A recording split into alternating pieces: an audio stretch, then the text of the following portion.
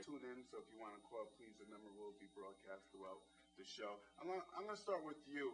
Tell my viewers and I when you first found out you were pregnant, and tell us like the emotions and the feelings you had. Oh man, okay. Well, I got pregnant my first semester at Southern. I had just changed my major, business marketing. I was happy and everything, and then I don't know, I wasn't thinking. Came pregnant, and the first thing was I just cried. I think I cried for days. I didn't even tell my parents right away. I waited I think I was like eight weeks pregnant, because it's just like, I don't know what I'm going to do. I don't know how I'm going to tell them. I know they're going to be disappointed. And that's the last thing I wanted was to disappoint my parents. But yeah, I was actually devastated, because I just felt like I'm not in a position to have a kid. Now, first thing that came across your head, I mean, when you knew that the relationship, you want to get by? You got a pumpkin on your shirt. You got a pumpkin. She ran away.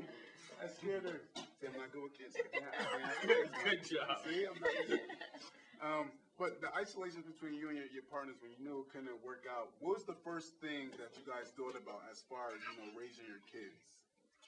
I mean, you think about communication, because I mean, whether you feel some type of way towards your partner, or whether how you guys split up, or why you guys aren't together, like, you gotta sort of separate yourself as a relationship and a relationship between you and your children. Like, I don't care if you feel some type of way about me, but you can't take that out on me through the children. And me and my partner, like, when we decided it wasn't gonna work, we came to an agreement. Like, I mean, we had our ups and downs and stuff, but we realized, like, it's for the kids, like, and that's the way you gotta go about it. What about you're teaching your kids different traits, how you believe the right way growing up, but then your partner's also teaching her or him their ways. So how hard is it to kind of merge both of your ways into teaching this child, but he or she doesn't live with both of you guys? So when she spends a week with her mother's teaching her different things. When she spends a week with the father, you're teaching her different ways, and I can imagine that kind of can be confusing for the kid, because if he or she gets in trouble or whatever he or she is doing in their life, and you could say, who told you to do that, or how did you learn how to do that? And they say, daddy or mommy, and you don't like the way your partner. I mean, how is that? Is that difficult, or? I mean, go back to what you said about trying to be friends, be good friends. That's what you strive for, because you want to set example for your children. Like, you don't want them, oh, well, I got to meet mommy at the door because we don't speak like that. And basically you show them that we're at odds with each other, because it's not like you're not setting a good example for your children.